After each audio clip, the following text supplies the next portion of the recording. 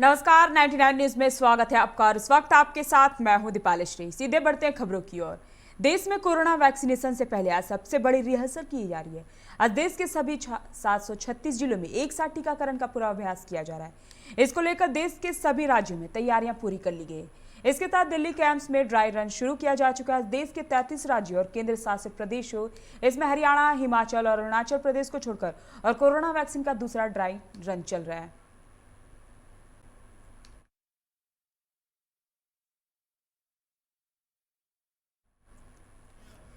केरल विधानसभा में विपक्ष द्वारा जमकर हंगामा किया गया। राज्यपाल के संबोधन का बहिष्कार करते हुए कांग्रेस के नेतृत्व वाली यूडीएफ ने केरल विधानसभा के सामने विरोध जताते हुए मुख्यमंत्री पिनाराई विजयन के नेतृत्व वाली वाम सरकार को पद छोड़ने के लिए कहा। इस दौरान राज्यपाल आरिफ मोहम्मद खान ने अपने संबोधन में कहा कि वो अपना संवैधानिक कर्तव्य निभा रहे हैं और उम्मीद है कि कोई बाधा नहीं बनेगा। इस दौरान कांग्रेस के नेतृत्व वाले विपक्ष ने राज्यपाल के संबोधन के दौरान ही विधानसभा से वॉकआउट किया। बता दें कि इससे पहले भी राज्य विधानसभा में विपक्ष ने जमकर हंगामा किया था।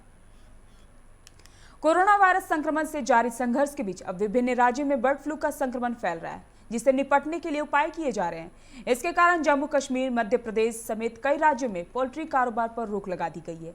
देश के कई राज्यों में पोल्ट्री, कौवे, प्रवासी पक्षियों की मृत्यु दर से हालात बिगड़ गए हैं। इस संक्रमण के मद्देनजर केंद्रीय मंत्री संजीव बलैन ने बताया कि राजस्थान, हरियाणा, मध्य प्रदेश और केरल में भी बर्ड फ्लू की पुष्टि हो चुकी है और बढ़ते मामलों को देखते हुए केंद्र सरकार ने दिल्ली में कंट्रोल रूम बनाया है, जो राज्यों के साथ संपर्क में रहेगा। भारत में पहली बार वर्ष 2006 में एवियन इन्फ्लुएंजा का मामला सामने आया था। प्रधानमंत्री नरेंद्र मोदी आज प्रमुख अर्थशास्त्रियों और विभिन्न क्षेत्रों के विशेषज्ञों के साथ बजट 2021 पर चर्चा करेंगे। बैठक में कोविड-19 महामारी की वजह से अर्थव्यवस्था में आई कई अनिश्चितता के बीच उन्हें हल के उपायों पर चर्चा की जाएगी।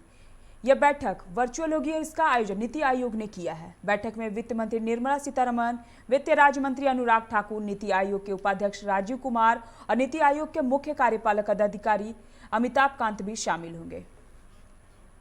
बुलंदशहर जिले में सिकंदराबाद के गांव चितमड़ी में जहरीली शराब ने जमकर कहर बरपाया। यहां जहरीली शराब पीने से 5 लोगों की मौत हो गई, जबकि 4 लोगों की हालत नाजुक बनी हुई है। इन सभी ने गांव में ही बिक रही शराब खरीदी थी। 4 की मौत के बाद पूरे गांव में कोहराम मचा हुआ है, जबकि उन 5 को हायर सेंटर रेफर कर दिया गया। अभी शराब बेचने वाला कोई भी पकड़ा नहीं आया। इस मामले में बेहद ही गंभीरता से लेते हुए एसएसपी ने इंस्पेक्टर सहित 3 को निलंबित कर आरोपित पर एसएनए लगाने के आदेश भी दिए। 4 की मौत के बाद पूरे गांव में कोहराम मचा हुआ है, जबकि उन 5 को हायर सेंटर रेफर कर दिया गया। अभी शराब बेचने वाला कोई भी पकड़ा में नहीं आया। इस मामले में बेहद ही गंभीरता से लेते हुए एसएसपी ने इंस्पेक्टर सहित 3 को निलंबित कर आरोपियों पर एनएसए लगाने के आदेश दिए हैं। बागेश्वर में शुक्रवार की सुबह उत्तराखंड के बागेश्वर जिले में भूकंप के झटके महसूस किए गए।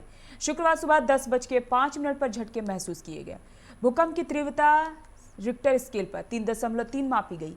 10 से 15 सेकंड तक झटके महसूस किए गए। लोग घरों से बाहर निकल गए।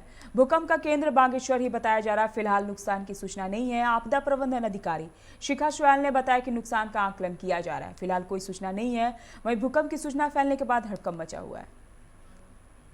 नए कृषि कानूनों के खिलाफ प्रदर्शन कर रहे किसानों के केंद्र सरकार के साथ आज 8वें दौर की वार्ता होनी है।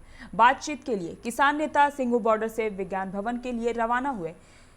प्रदर्शनकारी किसान अभी भी अपने जिद पर अड़े हैं। केंद्र से वार्ता से पहले गुरुवार को उन्होंने दिल्ली बॉर्डर पर ट्रैक्टर मार्च निकाला और अपनी मांगों के माने जाने तक प्रदर्शन जारी रखने की बात कही।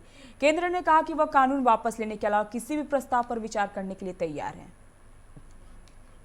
खूंटी के वरिष्ठ पत्रकार अनिल मिश्रा के छोटे बेटे संकेत कुमार की गला रेतकर हत्या कर दी गई। उसका शव कर्रा थाना क्षेत्र से मिला है। शव छाता नदी जंगल में हुई अवस्था में मिला। कर्रा पुलिस ने गुरुवार को शव बरामद करने के बाद पोस्टमार्टम के लिए भेज दिया। इसके साथ ही पुलिस इस वारदात में शामिल अपराधियों की धरपकड़ के लिए सघन छापेमारी अभियान चला रही है। हालांकि अभी तक पुलिस को हत्या के कारण का पता नहीं चल पाया है। राष्ट्रपिता महात्मा गांधी के सिद्धांतों पर चलने वाले झारखंड के टाना भगत शुक्रवार को राजधानी रांची में राजभवन के समक्ष धरने पर बैठ गए। टाना भक्तों का समूह मौन प्रदर्शन कर रहा है। प्रदर्शन को देखते हुए बड़ी संख्या में मौके पर पुलिस बल को तैनात कर दिए गए हैं। बताया जा रहा है कि टाना भक्तों का प्रदर्शन अपनी 10 सूत्री मांगों को लेकर है। फिलहाल वह इस बारे में किसी से कोई बात नहीं कर रहे। ज्ञात हो कि कुछ दिन पहले ही टाना भक्तों ने अपनी मांगों को लेकर रेलवे ट्रैक को जाम कर दिया था। आंदोलन लंबा चलने के बाद राज्य सरकार की ओर से इन्हें वार्ता के लिए आमंत्रित किया गया था।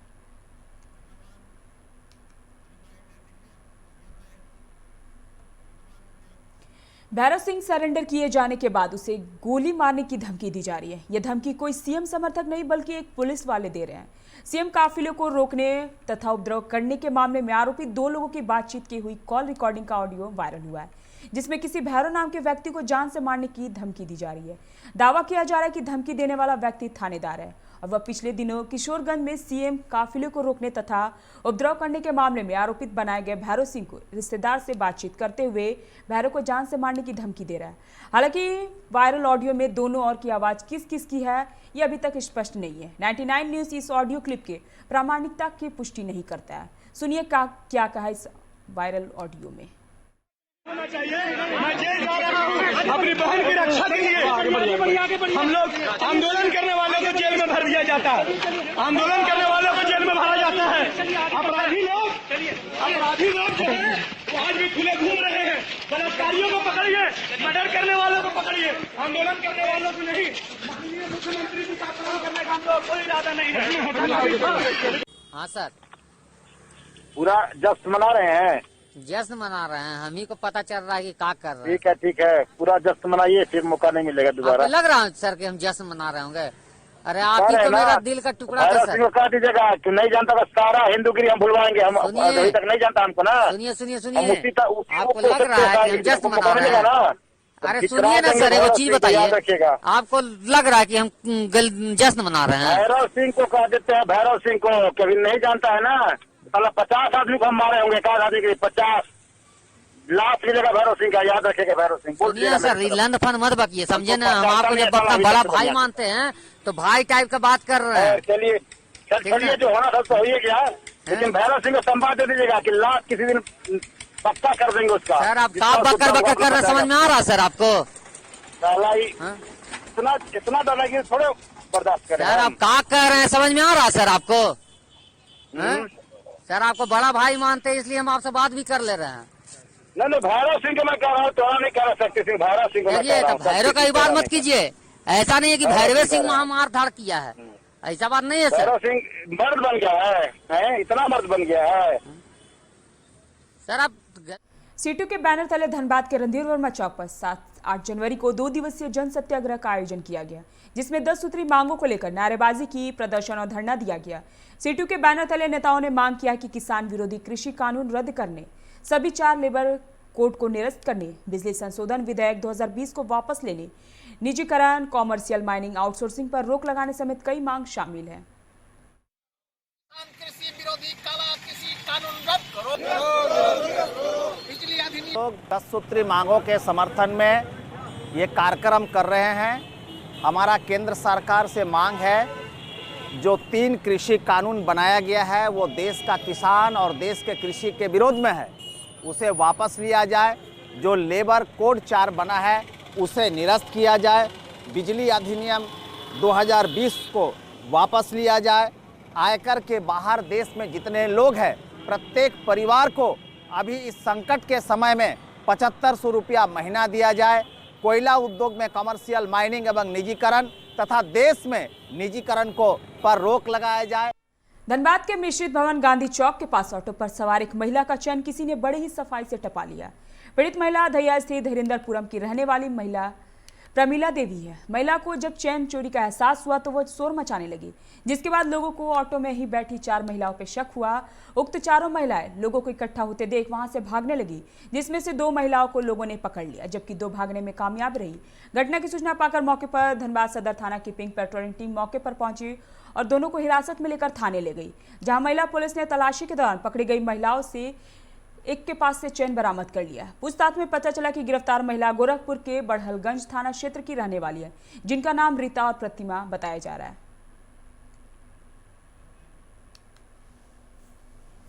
अभी एक महिला हल्ला कर रही थी कि ऐसा हो गया, वो पीएमसीएच से आ रही थी, उसी बीच में ये लोग चेन स्केचिंग का ये मामला था। वो धीरेन्द्रपुरम की रहने वाली।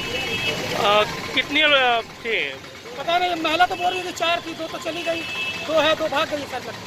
मौके से 2 को पकड़ा गई महिला। महिला के जो है चैन छीन लिया है। कितनी लेडीज थी?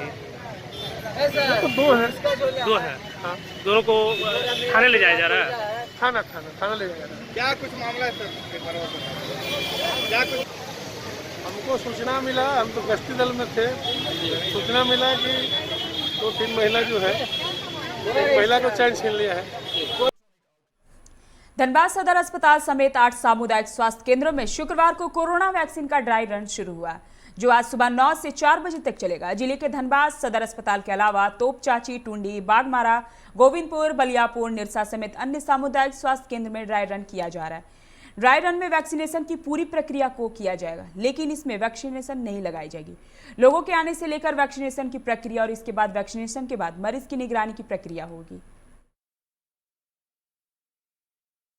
भाई जो हमारे मरीज जो हमारे अभी फर्स्ट स्टेज में पैरामेडिकल मेडिकल जो भी स्टाफ है, इन लोग को वैक्सीन देना है, तो उसके लिए हम लोग क्या किए, फर्स्ट में एक ऑब्जर्वेशन रूम रखे हैं।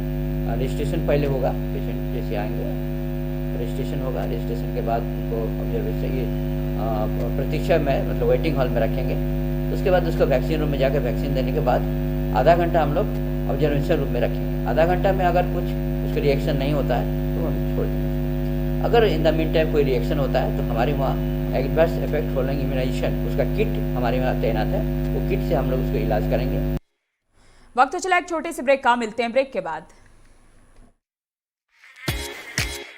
Hey, I'm sexy Mr. Brown, a prince who's just been crowned. I can brighten up your day, 'cause I'm so sunny. Hey, I'm sexy Mr. Brown, heading out to town. You can hate me all the way, 'cause I got my honey.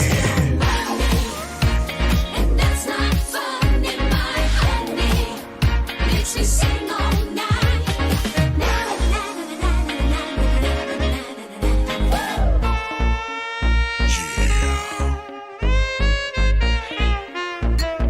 Sexy Mr. Brown.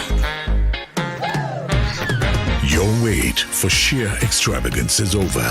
Presenting Kia Carnival. Bookings open.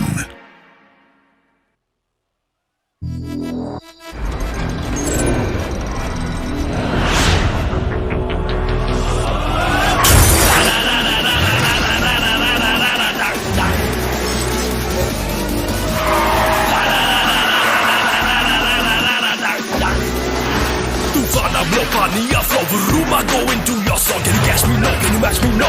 Think मुझे I'll run the roads.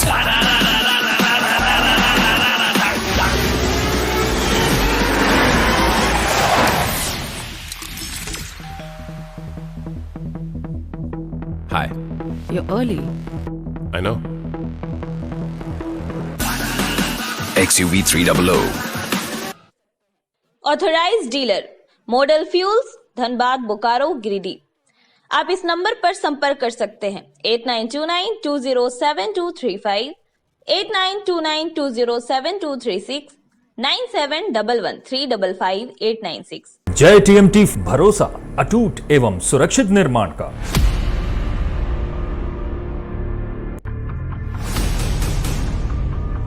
भरोसा अटूट एवं सुरक्षित निर्माण का।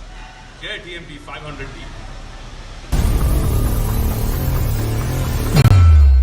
Break के बाद आपका स्वागत है। बढ़ते हैं अगली खबर की ओर।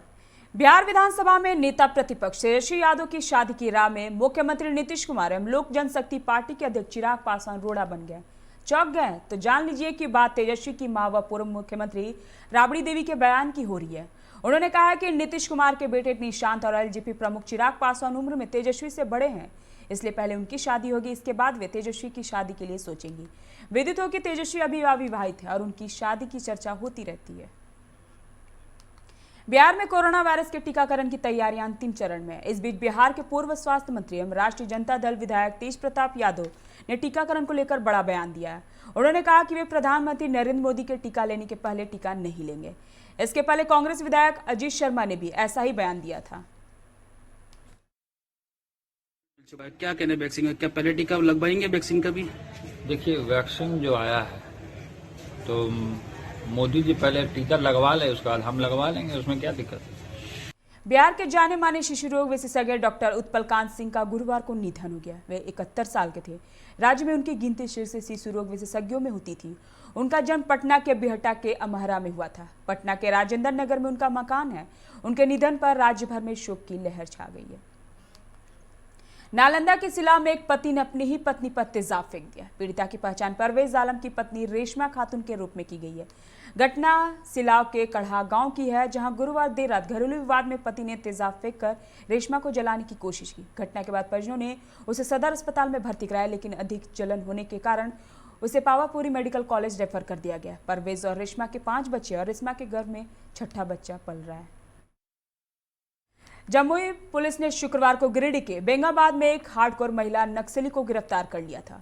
उसकी पहचान शुभा उर्फ रोजीना खातून के रूप में की गई है। गुप्त सूचना के आधार पर जमुई पुलिस ने एसपी शेल, केंद्रीय अर्धसैनिक बल और चरका पत्थर पुलिस की संयुक्त कार्रवाई में नक्सली को पकड़ा गया है।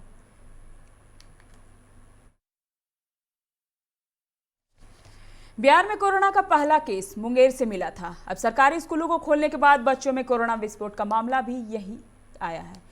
यहाँ एक सरकारी स्कूल में 75 बच्चों की जांच की गई, जिनमें 25 कोरोना पॉजिटिव निकले। वहीं गया में एक हेडमास्टर के कोरोना पॉजिटिव निकलने से संपर्क में 8 टीचर क्वारंटाइन हो गए। भागलपुर के एक प्राइवेट स्कूल के 2 पॉजिटिव केस की जानकारी वहां के सिविल सर्जन तक नहीं पहुंची है। बिहार में कोरोना से जंग को लेकर शुक्रवार को अहम पहल की जा रही है। शुक्रवार को सभी जिलों में चुने गए स्थलों पर लोगों को कोरोना वैक्सीन का ड्राई डोज दिया जा रहा है। कोरोना वायरस के संक्रमण से बचाव के टीकाकरण के दूसरे चरण के इस ड्राई रन के लिए सभी जिलों में 3 स्थान चयनित किए गए हैं। एक जिला अस्पताल, दूसरा मेडिकल कॉलेज और तीसरा वैसा स्थान जहां आम व्यक्ति सहजता से पहुंच सके। जामुड़िया के केंदा मोड़ के पास बीती रात एक फर्नीचर दुकान में आग लगी, जिसकी सूचना लोगों ने फायर ब्रिगेड को दी। आग की कितनी भयावह थी उसका अंदाजा इसी बात से लगाया जा सकता है। रानीगंज से आई 8 फायर ब्रिगेड की गाड़ियां बुझाने में लगी रही, तब जाकर घंटों मशक्कत के बाद आग पर काबू पाया गया। दुकान के मालिक ने संतन सूताधार ने कहा कि गोदाम का 50% से अधिक हिस्सा जलकर राख हो गया है। फिलहाल आग लगने की वजह शॉर्ट सर्किट बताई जा रही है। कोल माफिया अनूप लाला के संपर्क में रहे बंगला के कई पत्रकार सीबीआई रडार पर हैं। इस मामले का खुलासा एक न्यूज़पेपर ने की है। बताया जा रहा है कि एक राष्ट्रीय स्तर के 2 टीवी चैनलों के पत्रकार प्रकाश सिन्हा और विक्रम दास के कोलकाता स्थित घरों पर सीबीआई छापेमारी की और अहम दस्तावेज बरामद की गई। सीबीआई की माने तो इन दस्तावेजों ने इन दोनों पत्रकारों के लाला और एनामुल से घनिष्ठ संबंध होने के सबूत मिले थे। सीबीआई की इस कार्रवाई से बंगाल के कई पत्रकारों में हड़कंप का माहौल है। अभी के बुलेटिन में फिलहाल इतना ही। अब बने रहे 99 न्यूज के साथ। नमस्कार।